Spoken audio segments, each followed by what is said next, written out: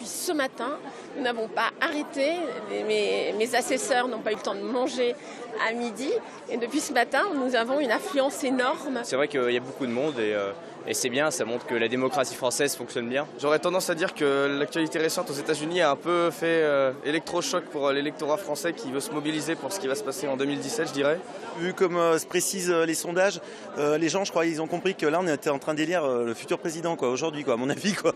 Avec plus de 130 000 votants et quelques petits couacs dans l'organisation, la mobilisation pour la primaire de la droite et du centre a été forte hier dans le Rhône et dans la métropole. Enregistrant plus de 64 000 voix, François Fillon n'est pas loin de la majorité absolue, avec 48,5% des suffrages. Compte tenu du résultat, c'est déjà une très belle victoire, et parce qu'on le disait perdu d'avance. Combien d'entre nous n'avons pas entendu circuler, il n'y a rien à voir pour plagier Philippe Séguin. C'est fini, les sondages ont tout dit, il y aura un duel entre M. Sarkozy et M. Juppé, et M. Juppé sera le gagnant de la primaire. Ben voilà, c'est tout l'inverse qui se passe.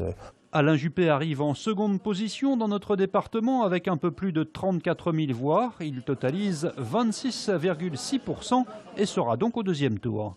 Oui, c'est logique qu'il y ait une part de déception, puisque effectivement, quand on a passé plusieurs semaines ou plusieurs mois à caracoler en tête des sondages, on espère toujours que ça se confirme. Maintenant, on va pouvoir rentrer dans cette deuxième semaine sur le débat, sur les projets, quels projets porte chaque candidat. Et je pense que ce sera une semaine très intéressante sur le fond des choses.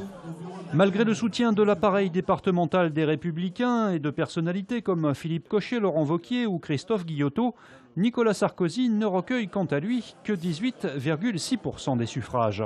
Je suis déçu, bien sûr, par le score de Nicolas Sarkozy. Je crois que simplement il y a eu un transfert à un moment ou à un autre. Et c'est vrai qu'il y a eu quand même un anti-sarkozysme qui a fini par prendre pied et qui s'est traduit à l'occasion de ce premier tour des primaires. Maintenant, une fois de plus, je suis un homme de droite. Je voterai pour un candidat de droite, en l'occurrence pour François Fillon, avec enthousiasme au deuxième tour.